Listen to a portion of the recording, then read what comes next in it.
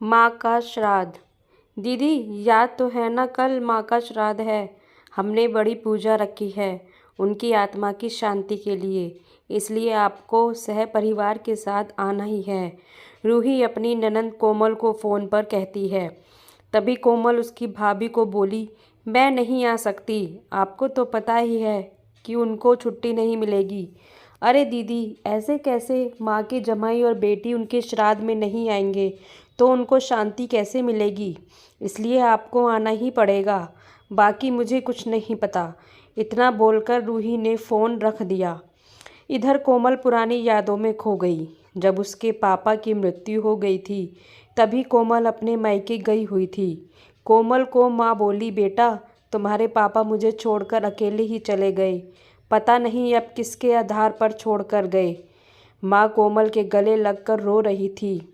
तब कोमल बोली, यह सब लोग तो हैं ना, भैया हैं, भाभी और बच्चे, तो चिंता क्यों करती हो? कोमल कई दिनों तक अपनी माँ के पास रहकर आई थी, लेकिन हमेशा ज़्यादातर फ़ोन पर बोलना होता था।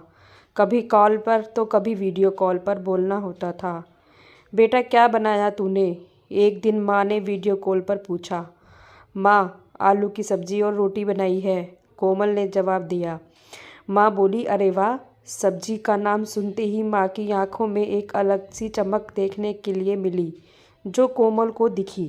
तभी कोमल माँ को बोली, माँ तुम्हें खाने का मन हो रहा होगा तो भाभी को बोलो बनाकर दे।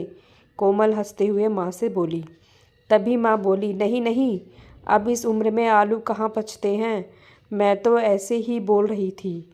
जब तुम्हारे पापा हुआ करते थे तब बहुत बार बनाती थी। भाभी का तो नाम लेते ही जैसे माँ की आंखों की चमक गायब सी हो गई। माँ ने कॉल रख दिया। माँ को क्या हो गया? ऐसी क्यों बोल रही थी? वह सब ठीक तो होगा ना? कोमल अपने आप से बातें कर रही थी।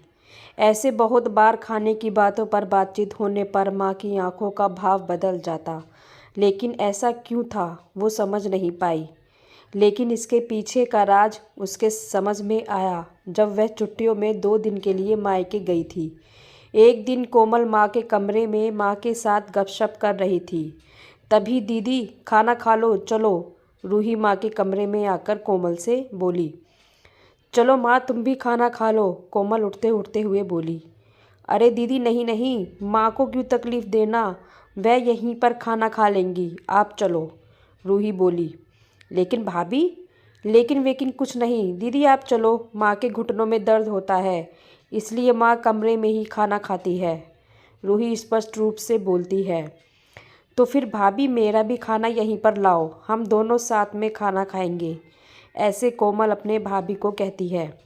इस पर रूही कुछ नहीं बोल पाई, लेकिन कोमल को साफ तरीके से समझ आ गया कि रूही को यह सब पसंद नहीं आया।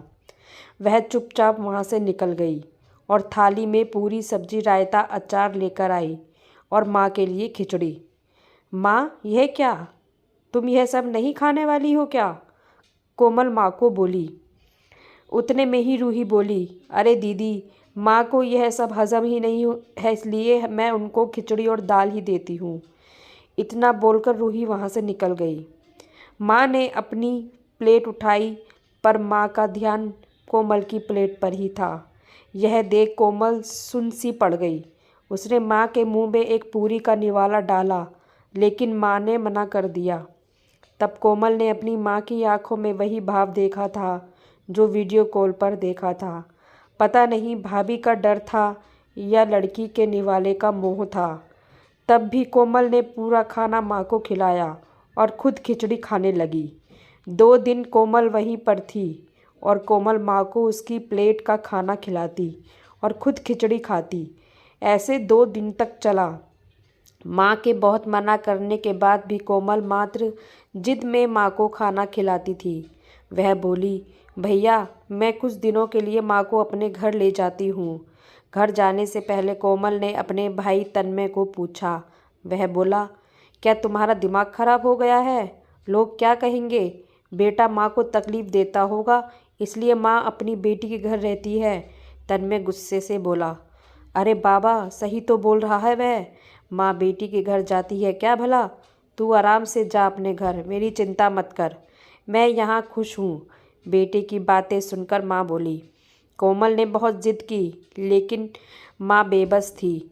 कोमल उदास मन से अपने घर वापस आई। कुछ दिनों बाद खबर आई कि माँ अब नहीं रही। इस खबर ने सब कुछ खत्म कर दिया था। कोमल को पता था कि माँ कितनी तकलीफ से गुजरी, लेकिन माँ को दूसरा लड़का नहीं था, बल्कि एक लड़की थी, इसलिए वह कुछ नहीं कर सकती थी। कोमल अकेली ही माँ के श्राद्ध में आई। आज माँ के श्राद्ध में 56 तरह के भोग बनाए गए। सब लोग मज़े से खा रहे थे। लोगों ने रूही और तन्मय की वाहवाही करने में कोई कसर नहीं छोड़ी। दुनिया में सबसे अच्छा बेटा और सबसे अच्छी बहू कह रहे थे उन्हें। माँ के गुजर जाने के बाद इतना विचार कर रहे थे, तो माँ की जिंदा थी तब कितनी सेवा की होगी दोनों ने। कोमल दुखी होकर माँ की तस्वीर की तरफ देख रही थी। तभी दीदी, चलो आप भी खाना खा लीजिए, रूही कोमल को बोली, जो माँ के रूप में माँ की तस्वीर सीने से लगाकर रो रही थी। वह बोली, नहीं भाभी, मुझे नहीं खाना। लेकिन क्यों? आप नहीं खाओगी तो माँ की आत्मा को शांति कैसे मिलेगी? रूही कोमल को बोली, भाभी, जिस खाने के लिए मेरी माँ जब जिंदा थी तब तरसती थी, उसे मरने के बाद दे रहे हो तो वो कैसे तृप्त होगी? सोच कर देखो एक बार। आज आपने पकवानों का ढेर लगाया है। माँ जिंदा थी तब आपने उनकी मनपसंद खाने के 2 निवाले खिलाए होते तो माँ वैसे भी तृप्त हो चुकी होती। वही माँ का असल में श्राद्ध कहलाता। यह जो भी हो रहा है वह सिर्फ एक दिखावा है। इसकी वजह से माँ कैसे तृप्त हो पाएगी? और जो घर से मेरी माँ अतृप्त होकर चली गई, वह घर से मैं कैसे खाना खा सकती हूँ भला? कोमल चिढ़कर रूही से बोली। तभी वहाँ पर तन्मय भी आ गया। भगवान की लाठी में आवाज़ नहीं होती है भैया। भाभी, वो जब भी किसी पर पड़ती है ना, तब जख्म बहुत गहराई तक और ना भरने वाली होती है। आप भी तो 2 बच्चों के माता पिता हो, लेकिन मैं भगवान से दुआ ज़रूर करूँगी कि आप जब तक जिंदा हो तब तक आपको अतृप्त ना रखे। माँ ने तो अपना वनवास भोग कर कहीं नया जन्म लिया होगा, लेकिन आपकी ज़िंदगी बहुत बड़ी है। कोमल यह सब बोलकर माँ की तस्वीर लेकर चली गई। पीछे रूही और तन्मय की गर्दन शर्म से झुक गई। तो दोस्तों, माँ बाप जिंदा हैं तब तक उनकी सेवा करना, उनकी हर इच्छा पूरी करना, वही उनका असली श्राद्ध होता है। उनकी मृत्यु के बाद कितने भी 56 भोग बनाए, सब व्यर्थ हैं। तो फ्रेंड्स, ये कहानी आपको कैसी लगी कमेंट्स बॉक्स में ज़रूर बताइएगा। कहानी को लाइक व शेयर ज़रूर कीजिएगा और चैनल पर नए हैं तो सब्सक्राइब कीजिएगा। कहानी सुनने के लिए धन्यवाद।